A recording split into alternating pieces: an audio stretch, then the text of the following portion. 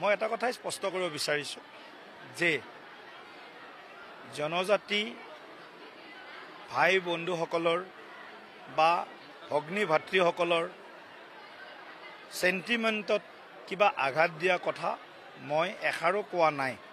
প্ৰথম কথা, ভাৰতীয় জনতা পাৰ্টিৰ কাৰ্যকৰ্তা হিচাপে আমি আমাৰ যি দেশখনৰ মূল যিসকল বাসিন্দা জনজাতি বা খিলঞ্জীয়া যিসকল লোক আছে, এই লোকৰ বিৰুদ্ধে এই লোকক কিবা অপমান কৰাৰ ধৃষ্টতা মোৰ নাই।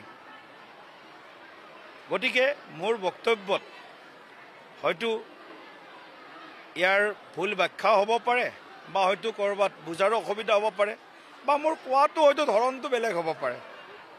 গতিকে ইয়াৰ কাৰণে মই জনজাতি ভাইসকলক বিনম্ৰভাৱে অনুৰোধ জনাইছোঁ যে ইয়াক লৈ কোনো ধৰণৰ আৰু বিতৰ্কৰ অৱকাশ নাই।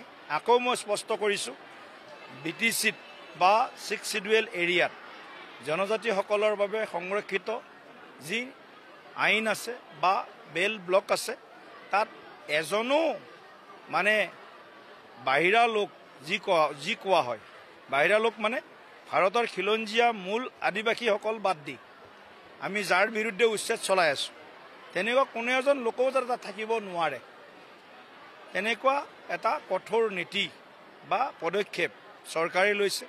গতিকে জনজাতিসকলৰ লগত আমি প্ৰধানমন্ত্ৰী নৰেন্দ্ৰ মোদী ডাঙৰীয়াৰ আশীৰ্বাদত আৰু মুখ্যমন্ত্ৰী ডক্টৰ হিমন্ত বিশ্ব শৰ্মা ডাঙৰীয়াৰ আশীৰ্বাদত জনজাতিসকলৰ লগত আমি ছাতুৰ দৰে আছোঁ। ইয়াত অপমান কৰাৰ কাৰো সাহসো নাই আৰু কোনেও অপমান কৰিবও নালাগে। যদি মোৰ বক্তব্যত কাৰোবাৰ হয়তো আঘাত আহিছে, কথাটো কৈছোঁ, বুজাত ভুল হয় বা হয়তো কোৱাত কিবা কাৰণত ভুল হ'ব পাৰে। গতিকে তাৰ কাৰণে মই সেইসকলৰ ওচৰত মই দুখো ব্যক্ত কৰিছোঁ।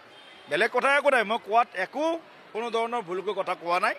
কিন্তু যদি ক'ৰবাত বুজাত বা ইয়াৰ যিটো ইণ্টাৰপ্ৰিটেশ্যন বেলেগ ধৰণে কৰা হৈছে, তাৰ কাৰণে মোক কোনোবা অঞ্চলত মানে নিষিদ্ধ কৰিছে, জনজাতীয় অঞ্চলত, মই সন্মানীয় ট্ৰাইবেল সংঘৰ নেতাসকলকো মই এইটো আহ্বান জনাইছোঁ যে মোৰ বক্তব্য যি আহিছিল তাত মই কোনো জনজাতীয় লোকক মানে অসন্মান কৰা বা তেওঁলোকৰ বিৰুদ্ধে কিবা অৱস্থান গ্ৰহণ কৰা, এইবিলাক আমাৰ সপোনৰ বিষয় নহয়। আমাৰ মন প্ৰাণত সবকা সাথ সবকা বিকাশ নীতি সোমাই আছে। সকলোৰে বিকাশ, সকলোকে লগত লৈ এই নীতি আমি সদায় লৈ আছোঁ। আৰু আটাইতকৈ বেছি ভাৰতবৰ্ষৰ ৰাজধানী দিল্লীত বড়ো ভাইসকল গ'লেও মই তেওঁলোকৰ লগত থাকোঁ, ৰাভা ভাইসকল গ'লেও ময়ে তেওঁলোকৰ লগত থাকোঁ, আমাৰ কাৰ্বি ভাইসকল গ'লে তেওঁলোকৰ লগত ময়ে থাকোঁ, কোচ ৰাজবংশীসকল গ'লে তেওঁলোকৰ লগত বেছিভাগ ময়ে থাকোঁ, শৰণীয়া কছাৰীসকল গ'লে তেওঁলোকৰ লগত ময়ে বেছিভাগ থাকোঁ। গতিকে এইটো লৈ এছাম হয়তো কোনোবাই অলপ বেলেগ ধৰণে মোৰ বক্তব্যক ৰাজনীতিকৰণ কৰিব বিচাৰিছে।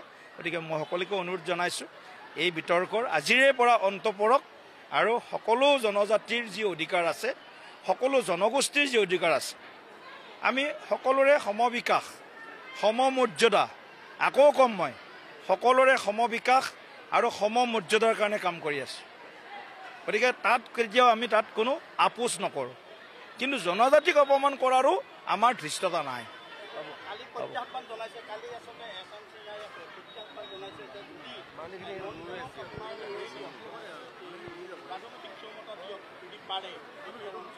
কোন সেনা?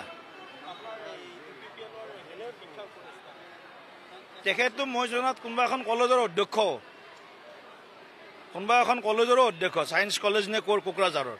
তেখেতৰ বিৰুদ্ধেতো চৰকাৰে ব্যৱস্থা ল'ব লাগে, তেখেতৰ বিৰুদ্ধে চৰকাৰে ব্যৱস্থা ল'ব লাগে। যেন অধ্যক্ষ, কলেজৰ অধ্যক্ষ এজন কেনেকৈ ৰাজনৈতিক বিষয় এটাত, যদিও মই ৰাজনৈতিক বিষয় বুলি কৈছোঁ, এই ধৰণৰ বিষয়ত তেওঁ কেনেকৈ মাত মাতিব পাৰে? তেওঁৰ বিৰুদ্ধে মানে আইনীগত ব্যৱস্থা গ্ৰহণ কৰিব লাগে BTR চৰকাৰে।